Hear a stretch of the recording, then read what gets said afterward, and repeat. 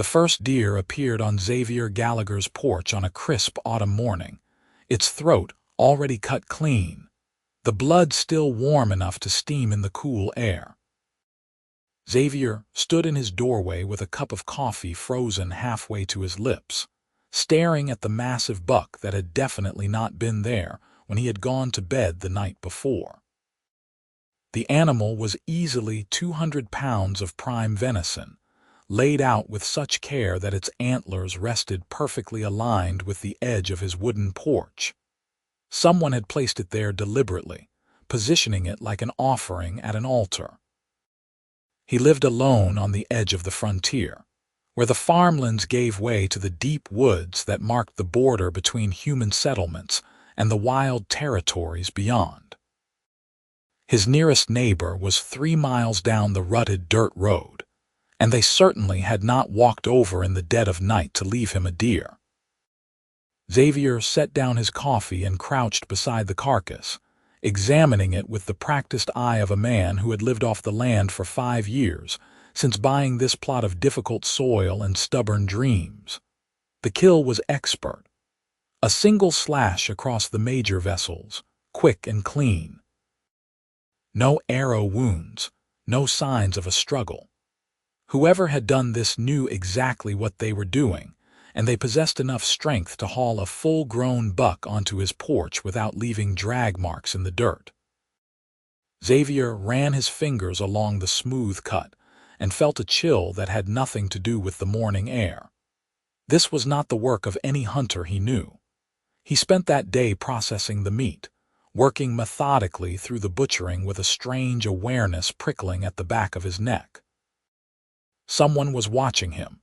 He could feel eyes on him from the tree line, patient and unmoving. When he glanced up, he saw nothing but the golden and crimson leaves rustling in the breeze, but the sensation never faded. By the time he had the venison packed and stored, night had fallen, and Xavier went to bed with his old army sword propped against the bedside table, just in case. 7 days later, another deer appeared. This one was a doe, smaller but just as expertly killed, positioned in exactly the same spot as if someone had measured the placement with a ruler.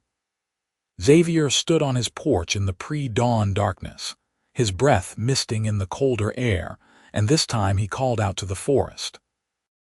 "I appreciate the generosity, but I would rather meet you face to face than keep finding your gifts like this." Only silence answered him, but he thought he heard the faintest rustle of leaves, too deliberate to be the wind. Xavier waited for several minutes, but no one emerged from the shadows. He processed this deer as he had the first, and again he felt those invisible eyes tracking his every movement. Whoever his benefactor was, they were patient and cautious in equal measure. The third deer arrived a week after that, and then a fourth. By the time the 5th deer appeared on his porch, Xavier had more venison than he could possibly eat or preserve on his own. He had started trading it to the village for supplies, explaining it away as lucky hunting, though the blacksmith's wife had given him a knowing look that suggested she did not believe a word of it. The truth was, Xavier was not much of a hunter himself. He was a farmer, a veteran of border skirmishes who had left the fighting behind to work the earth and find some measure of peace in the quiet life. But someone clearly thought he needed feeding, and they were determined to do so whether he asked for it or not. It was the 6th deer that changed everything. Xavier had decided to stay up through the night, positioned at his window with a candle extinguished and a clear view of the porch. He fought off sleep for hours, watching the darkness, until finally, just before dawn, a figure emerged from the tree line. Even in the dim light, Xavier could make out the distinctive silhouette. She was tall, easily matching his own 6-foot frame, with broad shoulders and a powerful build that spoke of tremendous strength. She moved with surprising grace for someone carrying a deer across her shoulders as if it weighed nothing at all. When she reached his porch and laid down her offering with that same meticulous care, the rising sun caught her profile, and Xavier saw her clearly for the first time. She was an orc woman, and she was beautiful in a way that made his heart skip several beats in rapid succession. Her skin was a rich forest green, darker along her arms and lighter at her throat. Two small tusks curved up from her lower jaw, giving her face a fierce aspect that was softened by full lips and high cheekbones. Her black hair was pulled back in a thick braid that fell past her shoulders, and she wore practical hunting leathers that had seen hard use. But it was her eyes that caught him, even from this distance. They were amber, bright and intelligent, and they kept flicking toward his darkened window as if she knew exactly where he was watching from. Xavier's hand was on the door before he could think better of it. He stepped out onto the porch, and she froze like a startled animal, her whole body going tense with the readiness to bolt. They stared at each other across the space of his small porch, and Xavier raised his hands slowly, palms out, in what he hoped was a universal gesture of peace. "Thank you," he said quietly. "For all of this, you have been more than generous." She did not speak. Her amber eyes were wide, and he could see the rapid rise and fall of her chest as her breathing quickened. For a long moment, neither of them moved. Then she took one step backward, then another, and before Xavier could say anything else, she turned and sprinted for the tree line with a speed that left him breathless. Within seconds, she had vanished into the forest as completely as if she had never been there at all. Xavier stood alone on his porch beside the sixth deer, his mind reeling. An orc woman had been bringing him fresh kills every week for over a month. An orc woman who fled the moment he acknowledged her. An orc woman who, despite every story he had ever heard about orc savagery and violence, had shown him nothing but careful, consistent kindness. He knew the stories. Everyone did. Orcs were monsters, brutal warriors who raided human settlements and took pleasure in destruction. The wars between humans and orcs had been raging for generations, though this particular region had been quiet for years, existing in an uneasy truce that nobody trusted to last. Orcs and humans did not help each other. They certainly did not leave anonymous gifts on each other's porches. And yet, here was a deer, still warm, killed with expert precision, and offered without any expectation of acknowledgement or reward. Xavier processed the meat in a daze, his thoughts returning again and again to those amber eyes and the way she had looked at him, equal parts fear and something else he could not quite name. When he went to bed that night, he left a small bundle on the porch. Wrapped in cloth was a loaf of his best bread, a jar of honey from his struggling beehives, and a note written in careful script. "Thank you for your kindness. Please accept this small token in return. You are welcome here, Xavier." He was not sure she could read common, but he had to try. The next morning the bundle was gone, and in its place sat a necklace made of carved wooden beads and smooth river stones. The craftsmanship was exquisite, each bead perfectly shaped and polished. Xavier picked it up with careful fingers, marveling at the work that must have gone into it. This was not just a casual trinket. This was art, given in exchange for bread and honey. He slipped it over his head and felt the weight of it settle against his chest like a promise. The seventh deer arrived on schedule, but this time, when Xavier opened his door at dawn, she was still there. She stood at the far edge of his porch, poised to run but holding her ground with visible effort. In the full light of morning, she was even more striking than he had first thought. Her features were sharp and proud, her amber eyes watching him with an intensity that made his skin prickle with awareness. "Good morning," Xavier said, keeping his voice soft and steady. He touched the necklace at his throat. "This is beautiful work, thank you." She nodded once, a jerky motion that betrayed her nervousness. Her eyes tracked the movement of his hand on the necklace, and he thought he saw a flicker of pleasure cross her face before she schooled her expression back to careful neutrality. "I am Xavier," he continued, taking a calculated risk. "I would like to know the name of the person who has been so generous to me." For a long moment, she did not respond. Then, in a voice that was deeper than he expected but surprisingly melodic, she said, "Thraka." The name rolled off her tongue with a slight growl on the first syllable, and Xavier repeated it carefully, trying to match her pronunciation. "Thraka, it is an honor to meet you properly." She watched him with those piercing amber eyes, and he could see her weighing his words, testing them for sincerity. Whatever she found seemed to satisfy her, because she took one step closer, then another, until she was standing near enough that he could see the faint scars on her knuckles and the calluses on her palms. These were the hands of a hunter and warrior, strong and capable. "Why?" Xavier asked because he had to know. "Why have you been doing this?" Thraka's expression shifted, something vulnerable breaking through her guarded exterior. She opened her mouth, closed it, and then seemed to struggle with the words. Finally, she said, "You help Bird. In spring." Xavier's mind raced back through the months, trying to understand what she meant. Then it clicked. Back in early spring, he had found a large hawk tangled in some old netting at the edge of his property, likely refuse left by the previous owner. The bird had been frantic, injuring itself in its attempts to escape.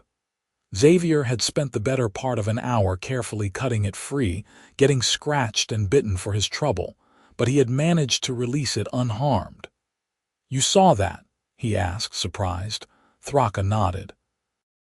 "I watch sometimes. From forest, you gentle. You kind creature that could hurt you. You not have to help, but you do." Something in Xavier's chest tightened at her words. She had been watching him for months, perhaps longer. She had seen that one moment of casual compassion and had decided he was worthy of her protection, her provision. The deer were not random acts of kindness. They were deliberate, meaningful gifts. "The deer," he said slowly, understanding dawning. "You have been hunting for me." "Yes." She said it simply, as if it was the most natural thing in the world. "You not good hunter. You need help." Xavier could not help the laugh that escaped him, surprised and genuine. "You are not wrong. I am much better with plants than I am with tracking game." The corner of Thraka's mouth twitched, the barest hint of a smile, and Xavier felt absurdly pleased that he had amused her. They stood together in the morning light, and for the first time since moving to this isolated frontier, Xavier did not feel quite so alone. "Would you like some breakfast?" he asked, gesturing toward his door. "I am not much of a hunter, but I can cook reasonably well." Thraka's eyes widened, and he could see the war playing out across her face, desire fighting with caution. "I should not," she said, but her gaze drifted toward the door, and he could sense how much she wanted to accept. "You have fed me for weeks," Xavier pointed out gently. "Let me return the favor. Just a meal, Thraka. No obligations." She studied him for a long moment, and then, so quietly he almost missed it, she said, "Yes, I would like that." Xavier's kitchen was small and simple, but it was clean and well organized, the domain of a man who had learned to take care of himself. He set about preparing eggs, bread, and some of the venison she had brought him, pan-frying it with herbs from his struggling garden. Thraka sat at his rough wooden table, looking too large for the chair, her eyes taking in every detail of his home with undisguised curiosity. "You live alone," she observed, and it was not quite a question. "I do," Xavier confirmed, cracking eggs into a pan. "I came here 5 years ago after I left military service. I wanted somewhere quiet, away from the fighting." "You were soldier, for a time. Border conflicts, mostly." "Skirmishes and patrols." He did not elaborate on the details, on the violence he had seen and participated in. I got tired of it, tired of the killing. So I bought this land and decided to try making things grow instead of watching them die. Thraka was quiet for a moment, and when he glanced over, he saw her watching him with an expression he could not quite read. "You fight my people." The question was direct, unflinching, and Xavier respected her for asking it plainly. "Yes," he said honestly, "I did. And I regret it now, though that does not undo what was done." "Why you regret?" Xavier turned the venison carefully, considering his words.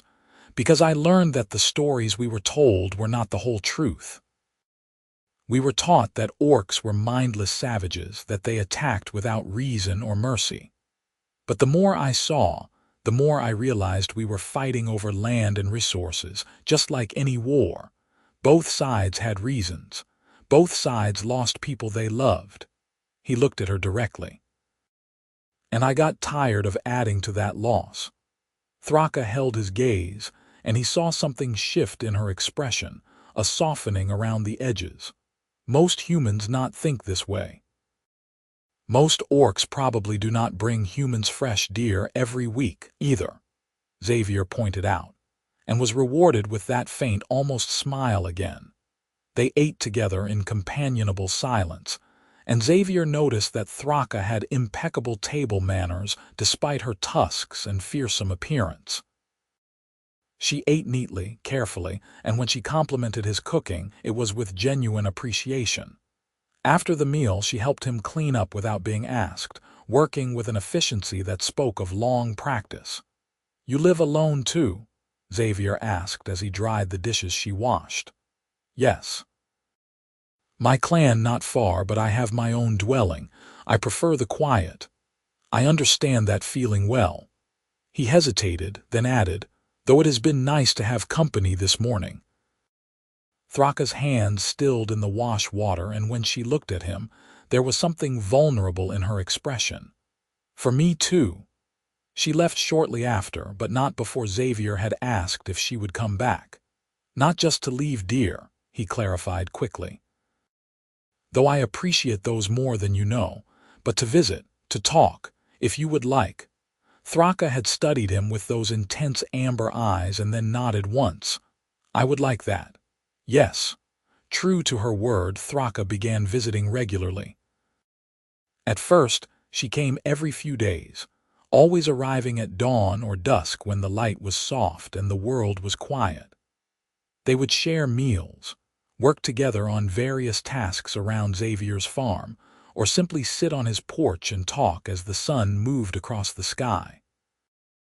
Xavier learned that Thraka was an exceptional hunter, trained from childhood in the skills necessary to provide for her clan.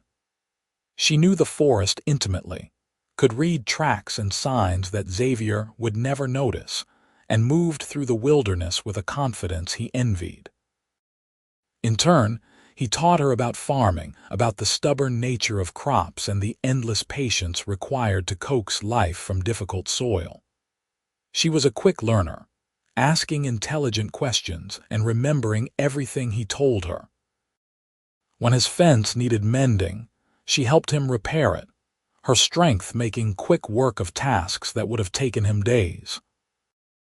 When she mentioned that her dwelling needed a new roof before winter, he offered to help, and spent several days working alongside her to patch the gaps and reinforce the structure. Her home was a well-built cabin deeper in the forest, positioned in a small clearing where the sunlight could reach.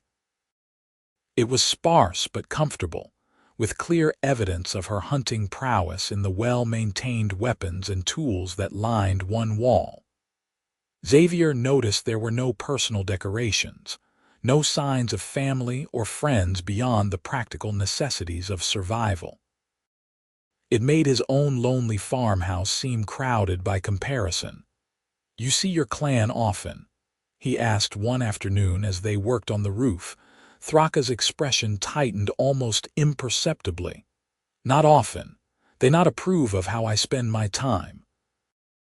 Xavier paused in his hammering, understanding the implication immediately. They know about me. They know I go to human lands. They not know about you specifically, but they not happy about it. She secured another section of thatch with practiced efficiency. Orcs not supposed to help humans. We supposed to keep to ourselves, stay in our territory. What I do, bringing you deer, coming to visit, it is not acceptable. I am sorry, Xavier said quietly. I do not want to cause problems between you and your people. Thraka looked at him directly, her amber eyes fierce. You not cause problems. I choose this. I choose to help you to know you. My clan may not understand, but that is not your fault. The conviction in her voice made something warm unfold in Xavier's chest. She was choosing him, despite the consequences, despite the disapproval of her own people. It was a gift more valuable than all the deer she had brought combined. As autumn deepened into winter, their friendship deepened as well. Xavier found himself looking forward to Thraka's visits with an intensity that surprised him. She was unlike anyone he had ever known, fierce and gentle in equal measure, with a dry sense of humor that caught him off guard and made him laugh more than he had in years. She was honest to a fault, saying exactly what she meant without pretense or manipulation, and he found it refreshing after years of navigating human social niceties and unspoken expectations. Thraka, for her part, seemed to relax more with each visit. She smiled more readily, laughed at his terrible jokes, and shared stories of her childhood and her clan. She spoke of orc traditions and customs, of the importance of strength and honor, of the complex social structures that governed her people. Xavier listened, fascinated, realizing how much he had never known or understood about orc culture. In my clan, Thraka explained one evening as they sat by Xavier's fire, we value directness. If you want something, you pursue it. If you are strong enough, you take it. If you are not, you become stronger. That sounds like it could lead to a lot of conflict, Xavier observed. It can. But it also means we always know where we stand. No hidden meanings, no games. You say what you mean, you do what you say. She looked at him with those piercing eyes. Humans play games with words, say one thing, mean another. It is confusing. Xavier could not argue with that.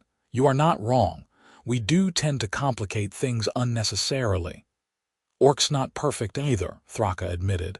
We can be stubborn, inflexible. What worked for ancestors must work for us, even when world changes, even when it makes no sense anymore. Like refusing to acknowledge that humans and orcs could be friends, Xavier suggested gently. Thraka's expression was sad. Yes, like that. The first snow came in late November, transforming Xavier's farm into a pristine white landscape. Thraka arrived the morning after the snowfall, pulling a sled loaded with firewood she had cut and split specifically for him. Xavier protested that it was too much, that he could not possibly repay her for all she had done, but she waved away his concerns with characteristic bluntness. You gave me friendship when you could have chased me away. You treated me like person, not monster. That is worth more than wood. They spent that day together, Xavier teaching Thraka how to make soup from the vegetables he had stored from his harvest. She was surprisingly adept in the kitchen once she got over her initial hesitation, following his instructions with the same focus she brought to hunting. When they sat down to eat, she declared it the best soup she had ever tasted, and Xavier suspected she was not exaggerating by much. Orc cuisine, as she had described it, tended toward the practical rather than the flavorful. It was during these quiet domestic moments that Xavier began to realize his feelings for Thraka had shifted into dangerous territory. He found himself noticing details he should not. The way her braid fell across her shoulder when she leaned forward, the rough texture of her hands when they accidentally brushed his, the sound of her laugh, low and genuine, and rare enough to be precious. He caught himself staring at her profile in the firelight, tracing the strong line of her jaw and the curve of her tusks, and had to forcibly remind himself that she was his friend, that she had not come here for anything beyond companionship. But his heart, traitorous and foolish, had other ideas. Winter deepened, and Thraka's visits became more frequent. When a blizzard struck in early December, she showed up at his door with concern written plainly on her face, demanding to know if he had enough supplies to weather the storm. Xavier assured her he was well prepared, thanks in large part to her own contributions, and she had relaxed only marginally. She ended up staying for 3 days while the snow fell in thick curtains outside, and Xavier discovered that living with Thraka was both comfortable and torturous in equal measure. She was easy company, content to read from his small collection of books or work on repairing her hunting gear while he tended to his own tasks. But she was also constantly, distractingly present, filling his small house with her energy and warmth. At night, she slept on the floor near the fire, refusing his offer of the bed with typical stubbornness, and Xavier lay awake listening to her breathing and wondering when exactly he had fallen in love with an orc woman. The realization should have been shocking, but instead it felt inevitable, like the natural conclusion to a story that had been unfolding since the first deer appeared on his porch. Of course he loved her. How could he not? She was strong and kind, honest and brave, and she had chosen to share her time and energy with him when she could have simply walked away. She made him laugh, challenged his assumptions, and looked at him like he mattered, like his thoughts and opinions were worth hearing. But loving her and doing anything about it were two entirely different matters. Xavier had no idea if Thraka felt anything beyond friendship for him, and he was terrified of ruining what they had built by pushing for more. So he kept his feelings carefully locked away and tried to be content with her presence, even as it ached like a wound that would not heal. The week before the winter solstice, Xavier went into the village for supplies. The trading post was busy with people stocking up before the darkest days of winter, and he found himself waiting in line behind several farmers he recognized, by sight, if not by name.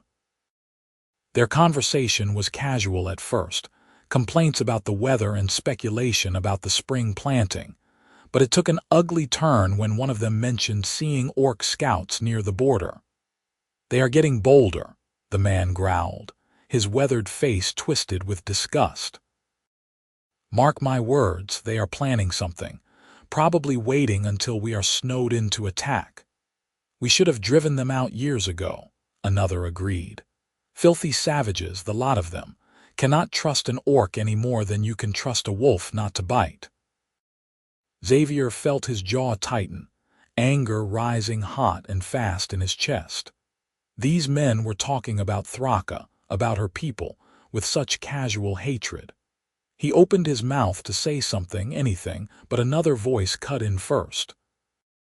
"I hear young Gallagher has been trading a lot of venison lately," a third farmer said, his tone speculative. "More than a man living alone could hunt on his own. Makes you wonder where he is really getting it." The implication was clear, and Xavier felt every eye in the trading post turn toward him. He met their stares with a level gaze, refusing to be cowed. "I have been fortunate in my hunting," he said evenly. "Nothing more sinister than that. Fortunate or getting help from the wrong sort." The first farmer pressed, his expression hostile. "We have all heard the stories about how you used to sympathize with the orcs during your service. Maybe you are still sympathizing now."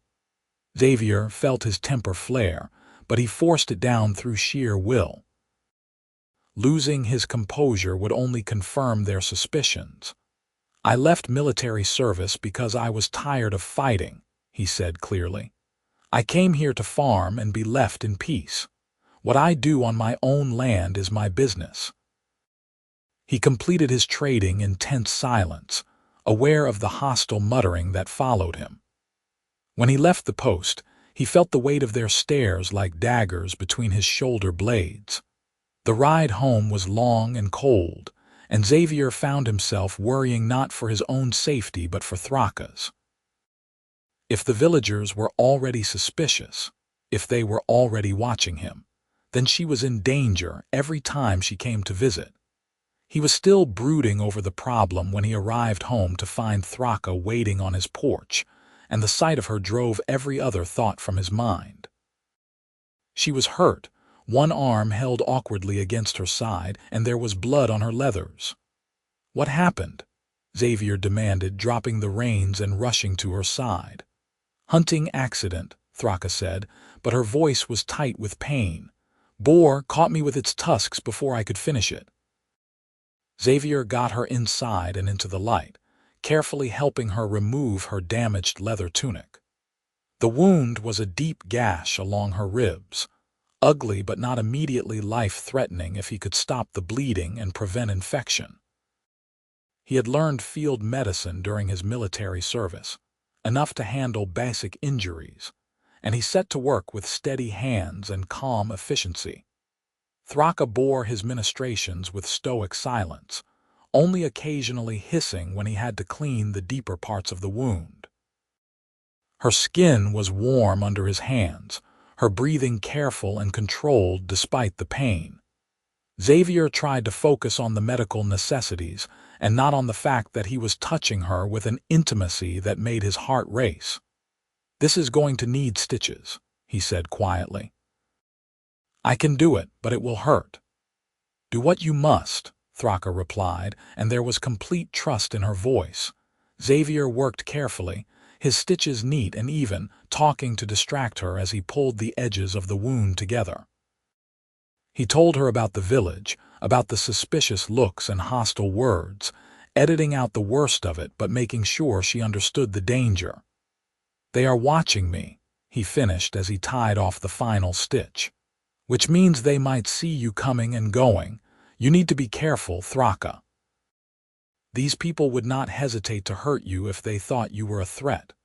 Thraka was quiet for a long moment, and when she spoke, her voice was strained. "Perhaps I should stop visiting, for your safety." "No," Xavier said, more forcefully than he intended. "You have done nothing wrong." "Neither have I. I will not let their prejudice dictate who I can be friends with." "Xavier," Thraka said softly, and the way she said his name made him look up to meet her eyes. "This is not just about friendship, is it?" His hand stilled on the bandage he was wrapping around her ribs. "What do you mean, the dear?" she said, and her amber eyes were intense, burning. "You never asked why I kept bringing them. Not really. You accepted my explanation about the bird, but that was not the whole truth." Xavier's heart was pounding so hard he could hear it in his ears. "Then tell me the truth." Thraka took a shaky breath, and he could see her gathering her courage. In orc culture, when a hunter wishes to court someone, they bring them meat, fresh kills regularly to prove they can provide. It is a declaration of intent, of serious interest. "I have been bringing you deer every week for months, Xavier. I have been proposing to you over and over, and you never knew." The world seemed to tilt on its axis. Xavier stared at her, his mind reeling, trying to process what she had just said. "You have been proposing," he repeated slowly. "This whole time, the deer were not just kindness, they were courtship." "Yes," Thraka said, and there was vulnerability in her expression that he had never seen before. "I saw you help that bird, and I thought, here is someone gentle and kind, someone worth knowing. So I started watching you, learning about you, and the more I watched, the more I wanted to know you, to be near you. So I brought you deer, because that is what my people do when they want someone to understand their intentions." "But I am human," Xavier said, struggling to understand. "How could you want to court a human?" "Because you are you," Thraka said simply. "Because you are kind and honest and you make me laugh. Because when you look at me, you see person, not monster. because I feel more myself with you than I ever have with my own people." She looked down at her hands. "I know it is foolish. I know humans and orcs do not do this, but I cannot help how I feel." Xavier's hands were shaking. He set down the bandage and took her hands in his, careful of her injury. "Thraka, look at me." She raised her eyes to his, and he could see the fear there, the expectation of rejection. "I have been in love with you for months," Xavier said, his voice rough with emotion. "I just thought I had no right to say anything. I thought you saw me only as a friend." Thraka's expression transformed, hope and joy and disbelief all warring for dominance. "You love me." "Yes," Xavier said, and it felt like a dam breaking, like releasing a weight he had been carrying for far too long. "I love you. I love your strength and your honesty. I love the way you laugh at my terrible jokes, and the way you never hesitate to tell me when I am being foolish. I love how you move through the forest like you are part of it, and how you approach everything with such focus and determination. I love you, Thraka, and if those deer were proposals, then my answer is yes. It has always been yes."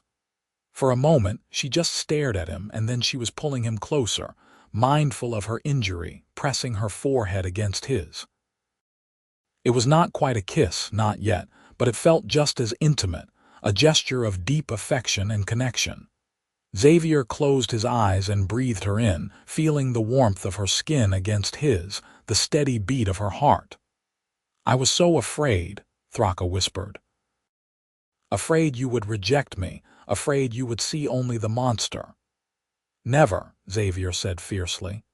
"I see you, Thraka, all of you, and I choose you the same way you chose me." They stayed like that for a long time, foreheads pressed together, hands intertwined while the fire crackled in the hearth and the snow fell softly outside.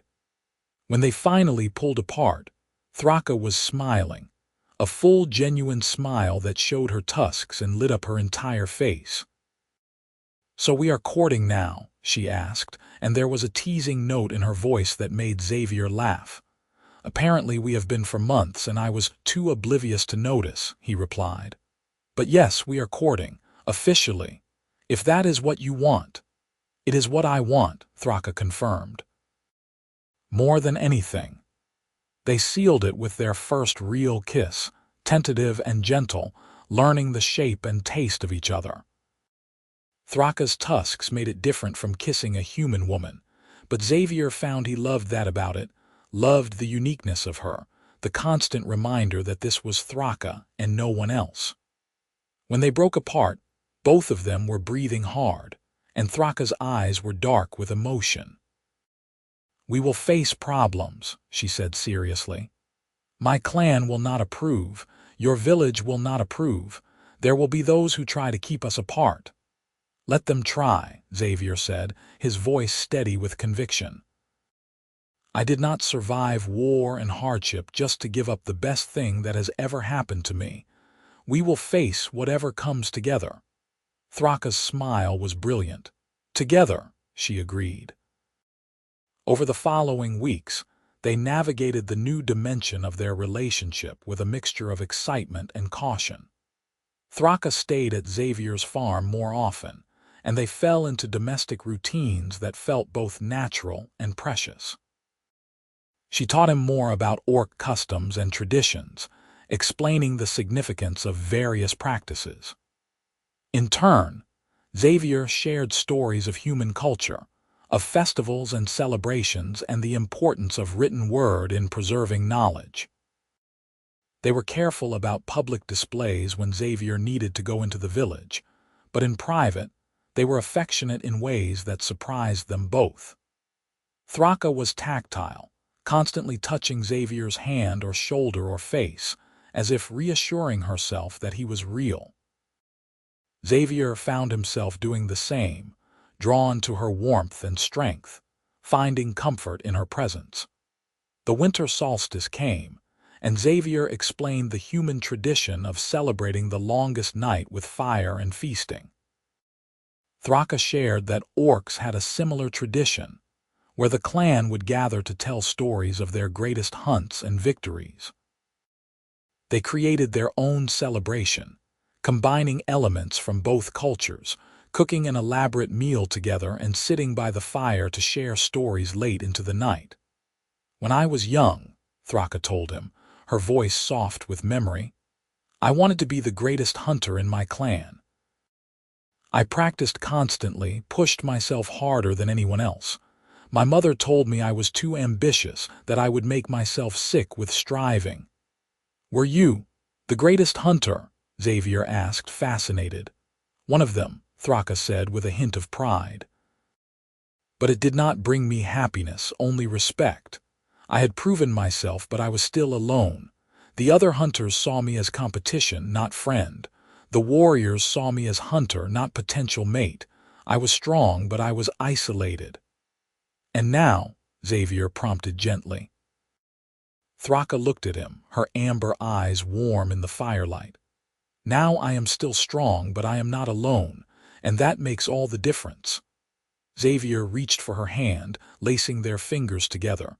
"You will never be alone again, not if I have anything to say about it." The new year brought new challenges. In late January, a group of villagers came to Xavier's farm, led by the same hostile farmer from the trading post.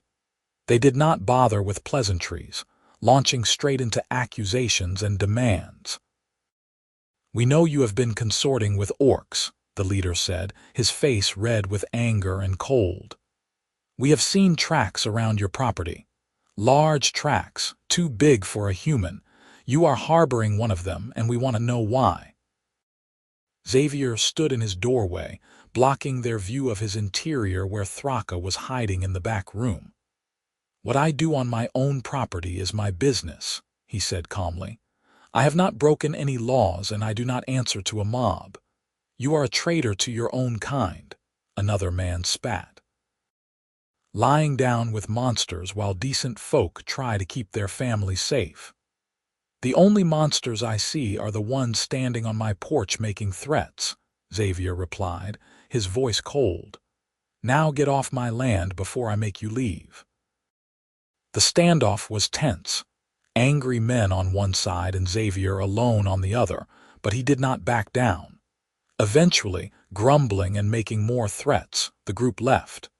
But Xavier knew this was not the end of it. He had made enemies today, and they would be watching even more closely now. When he came back inside, Thraka was standing in the main room, her expression troubled. "They will not stop," she said. "They will keep coming, keep threatening. Maybe I should go, Xavier, for your safety." "We have had this conversation," Xavier reminded her. "I am not giving you up because small-minded people cannot see past their own prejudice. We will figure this out." But figuring it out proved difficult. The harassment escalated slowly but surely. Xavier's fences were vandalized, his winter stores raided. Someone left a dead rat on his porch with a note calling him an orc lover. The message was clear: renounce Thraka or face the consequences. Through it all, Thraka stood by him, helping him repair the damage and offering to confront the villagers directly. Xavier refused, knowing that would only make things worse. Instead, they became more cautious, with Thraka coming and going only under cover of darkness and Xavier doing his best to avoid unnecessary trips to the village. It was a tense, miserable way to live, and Xavier could see the toll it was taking on both of them. Thraka grew quieter, more withdrawn, clearly blaming herself for the trouble even when Xavier insisted it was not her fault. Xavier himself felt the constant pressure of vigilance, always watching for the next attack, the next threat. The breaking point came in early February. Xavier woke to find his barn on fire, the flames already well established by the time he noticed. He and Thraka fought desperately to contain it, hauling water and beating at the flames with blankets, but it was too late. The structure burned to the ground, taking with it most of his remaining winter hay and his tools. They stood together in the snow, watching the embers die, and Xavier felt a despair unlike anything he had known. This was not just vandalism. This was an attempt to destroy his livelihood, to force him to abandon his home. "We cannot keep living like this," Thraka said, her voice hollow.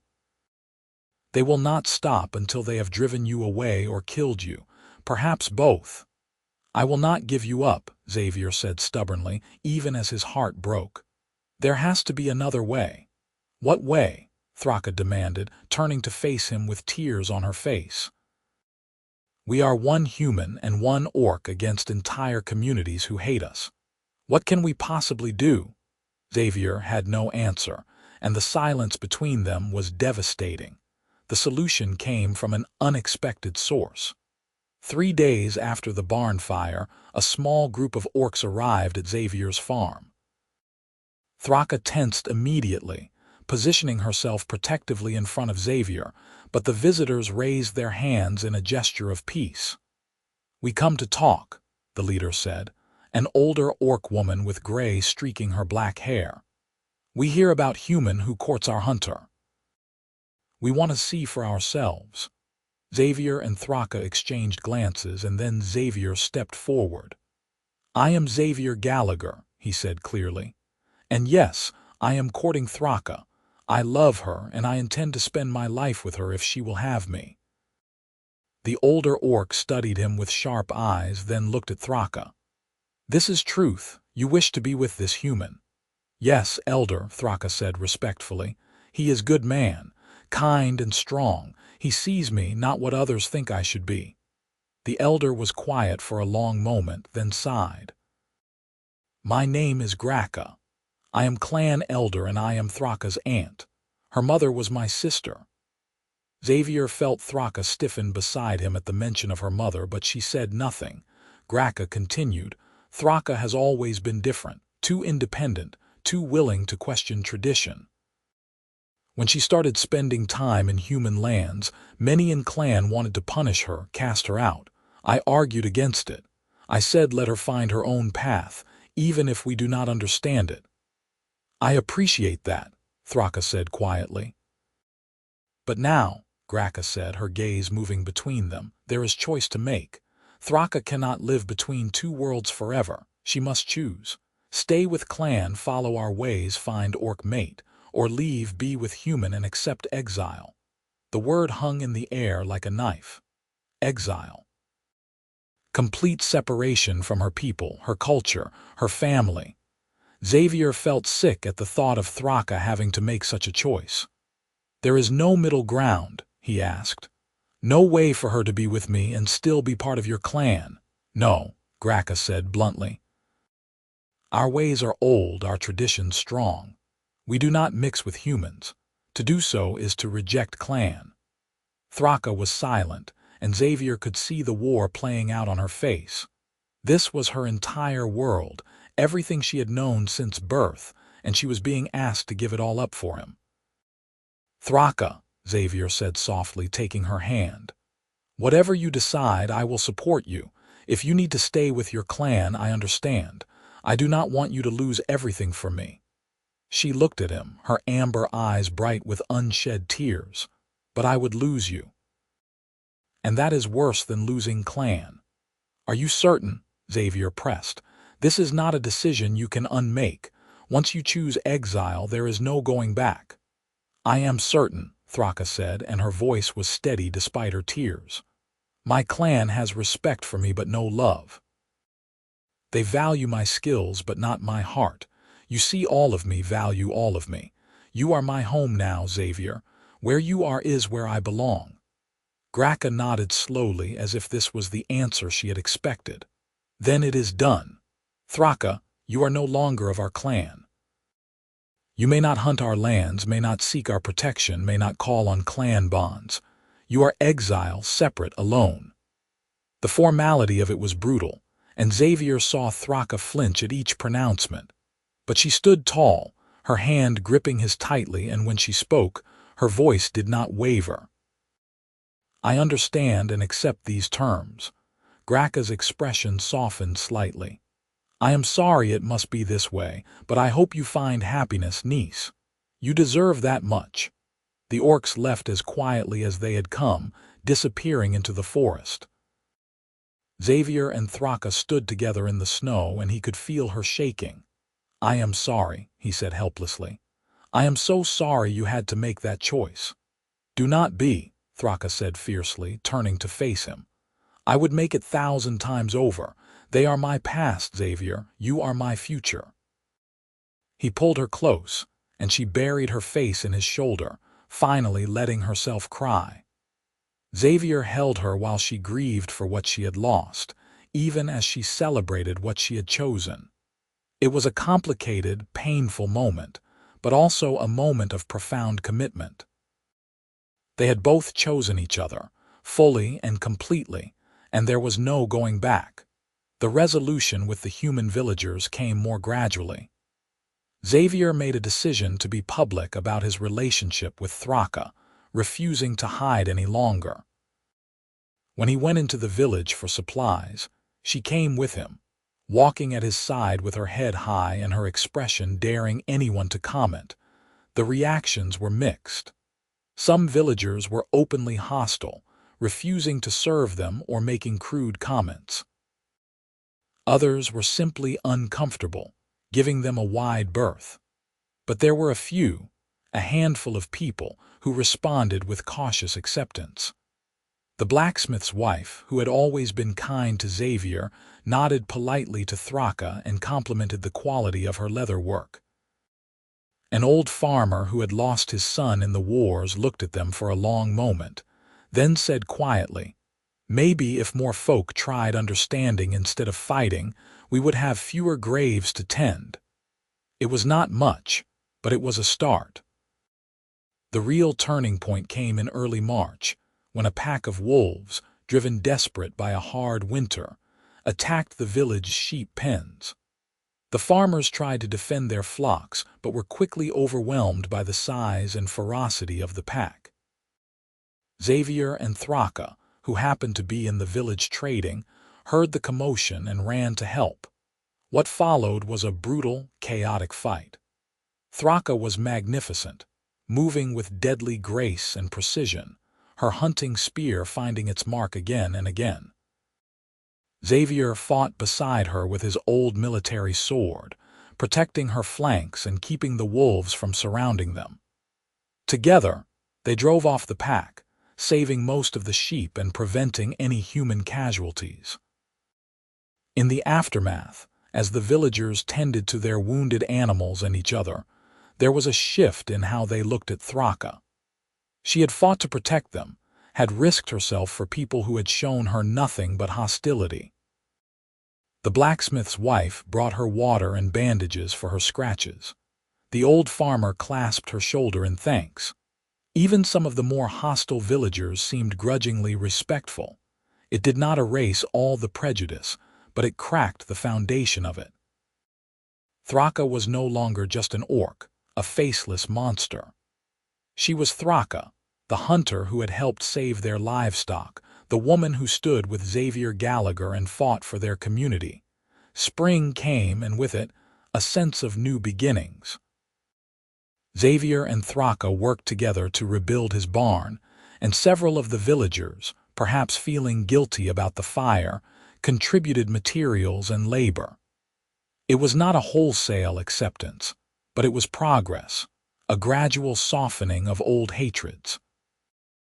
One warm evening in April, as they sat on the porch watching the sunset, Xavier took Thraka's hand and said, "I want to marry you, properly. By human custom and orc custom both, if such a thing is possible." Thraka turned to him, surprise and joy lighting up her face. "You want to marry me?" "Even after everything, especially after everything," Xavier said. "You have given up so much to be with me. Your clan, your place in your community. I want to give you something in return. I want to give you my name, my future, my everything. Will you marry me, Thraka?" "Yes," she said, laughing and crying at the same time. "Yes, 1,000 times yes." They planned the wedding for midsummer, combining elements from both human and orc traditions. The blacksmith's wife helped Thraka sew a dress that accommodated her frame and coloring, a beautiful gown in deep forest green that brought out the richness of her skin. Xavier wore his best clothes, simple but well made, and the necklace Thraka had given him months ago. The ceremony was held at Xavier's farm, attended by a small group of villagers who had come to accept their relationship, and a handful of outcast orcs who, like Thraka, had been exiled for various reasons. It was a strange, eclectic gathering, but it was theirs, and that made it perfect. They exchanged vows in front of the assembled witnesses. Xavier spoke of his love for Thraka's strength and honesty, his gratitude for her choosing him, his promise to stand by her side no matter what came. Thraka spoke in her direct way about Xavier's kindness and courage, about how he had seen her when she was invisible to others, about her commitment to building a life with him. When they sealed their vows with a kiss, the assembled crowd cheered, human and orc voices mingling in genuine celebration. It was not a large wedding or a grand affair, but it was filled with love and hope, and that was worth more than any elaborate ceremony. The feast afterward was a chaotic blend of human and orc cuisine, with everyone contributing dishes. The blacksmith's wife had made a beautiful cake, while one of the exiled orcs had brought roasted game, prepared with traditional spices. People mingled awkwardly at first, but as the evening wore on and the food and drink flowed, barriers began to break down. Xavier watched a human farmer and an orc hunter compare notes on tracking techniques, saw the blacksmith's wife teaching an orc woman how to knit, and felt a profound sense of hope. Maybe this was how change happened, not through grand declarations or sweeping reforms, but through small moments of connection, individual choices to see the person beneath the surface. As the celebration wound down and their guests began to leave, Xavier and Thraka stood together, watching the stars emerge in the darkening sky. Thraka leaned against him, her head on his shoulder, and sighed contentedly. "I never thought I could have this," she said softly. "A partner, a home, acceptance, it seemed impossible. And yet here we are," Xavier replied, pressing a kiss to her temple, "married and impossibly happy." "Not impossibly," Thraka corrected with a smile. "We worked for this, we fought for this, we earned this happiness." Xavier could not argue with that. They had faced prejudice and hostility, had risked everything to be together, and had come through it stronger and more committed than ever. Their love was not easy or simple, but it was real and true, and that made it worth every hardship. The summer passed in a golden haze of contentment. Xavier and Thraka settled into married life with an ease that surprised them both. They worked the farm together, Thraka's strength making tasks easier and Xavier's knowledge ensuring good yields. They hunted together, with Thraka teaching Xavier her techniques until he was almost competent. They spent their evenings talking, raiding, or simply enjoying each other's company in comfortable silence. The villagers, seeing the obvious happiness and stability of their marriage, continued to warm to Thraka. She became known not just as Xavier's orc wife, but as Thraka the hunter, who could track anything and never missed a shot. When a child got lost in the woods, Thraka was the one who found her and brought her home safely. When a farmer needed help with a predator problem, Thraka volunteered her expertise. Slowly, painstakingly, she built relationships and earned respect. The other exiled orcs who had attended the wedding began visiting more regularly, finding in Xavier and Thraka's home a place of acceptance they had lost elsewhere. Xavier and Thraka welcomed them, creating a small community of outsiders who had found each other. They shared meals and stories, celebrated orc and human holidays with equal enthusiasm, and supported each other through the challenges of living between two worlds, In early autumn, Thraka discovered she was pregnant, and the news filled them both with a mixture of joy and apprehension. Neither of them knew what to expect from a half-human, half-orc child, but they were determined to figure it out together. The blacksmith's wife, who had become a genuine friend, offered to help when the time came, and one of the exiled orc women, who had experience as a midwife, promised to be there as well. Winter came again, a year since they had first acknowledged their feelings for each other, and Xavier woke one morning to find fresh snow on the ground and Thraka already up, standing on the porch. He joined her, wrapping a blanket around both of them against the cold. "What are you thinking about?" he asked softly. "About how different my life is now," Thraka said, her hand resting on the slight swell of her belly. "Last year I was alone, bringing you deer and hoping you would notice. Now I am married, pregnant, part of a community. It feels like a dream." "A good dream, I hope," Xavier said. "The best dream," Thraka confirmed, turning to kiss him. "Thank you, Xavier, for seeing me, for choosing me, for building this life with me." "Thank you for the deer," Xavier replied with a grin, "and for everything that came after." Thraka laughed, the sound bright and joyful in the winter morning. They stood together watching the sun rise over their land, their home, the life they had built against all odds. There would be challenges ahead, Xavier knew. The baby would bring new complications, and prejudice did not disappear overnight. But they had faced so much already and had come through it together. Whatever came next, they would handle it the same way they had handled everything else. With love, with courage, and with the absolute certainty that they were meant to be together. The baby came in early spring, a healthy daughter with her mother's green skin and pointed ears, her father's brown eyes and facial structure. She was beautiful and strange and perfect, and they named her Kara, a name that worked in both orc and human tongues. The birth was difficult but successful, with both the blacksmith's wife and the orc midwife working together to ensure mother and child came through safely. Kara's arrival seemed to soften even more hearts in the village. There was something about a baby that transcended species lines, and people who had been standoffish before found themselves cooing over the infant when Thraka brought her to the trading post. Kara became a bridge between worlds, tangible proof that humans and orcs could create something beautiful together. As Kara grew, Xavier and Thraka taught her about both sides of her heritage. She learned orc hunting techniques and human farming methods, orc directness and human diplomacy, orc strength and human creativity.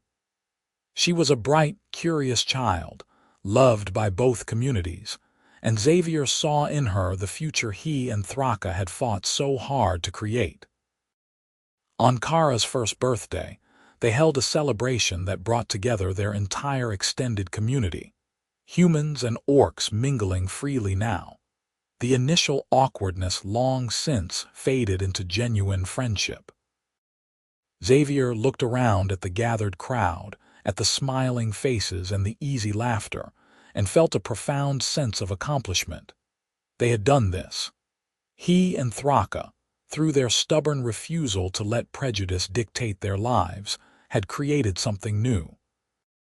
Not a human community or an orc clan, but something in between, something that honored both traditions while creating space for something entirely new.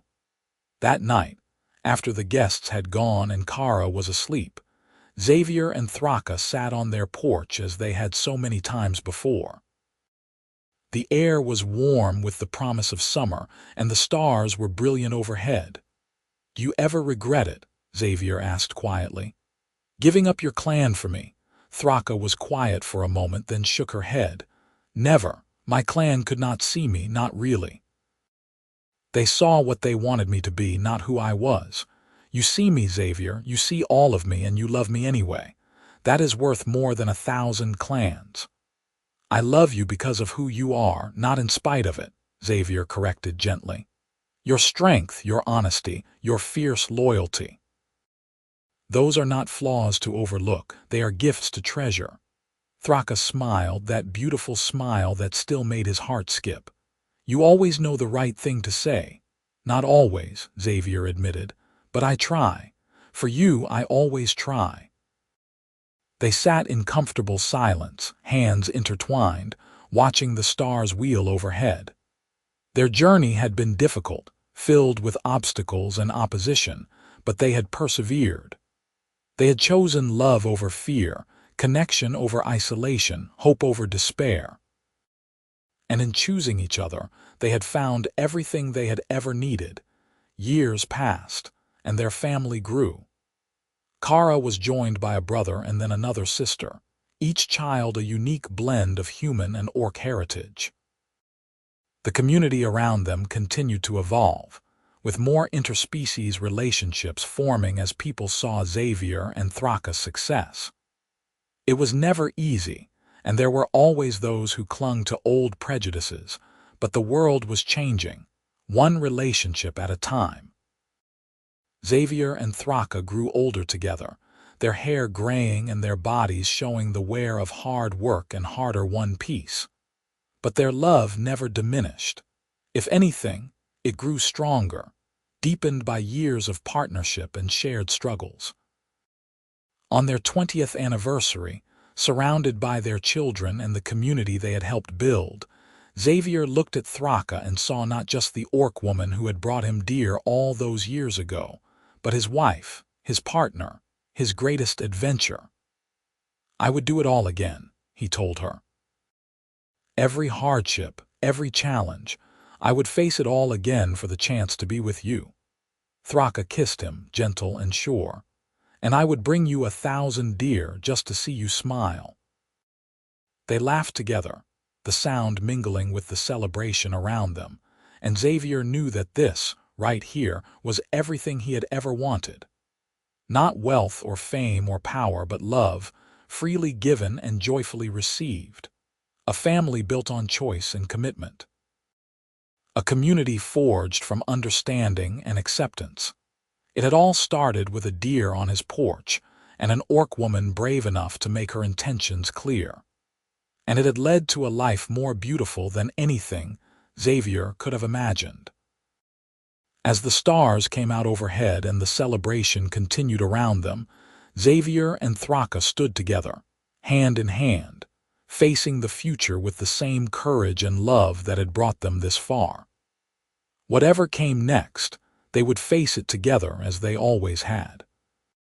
And that was the greatest gift of all.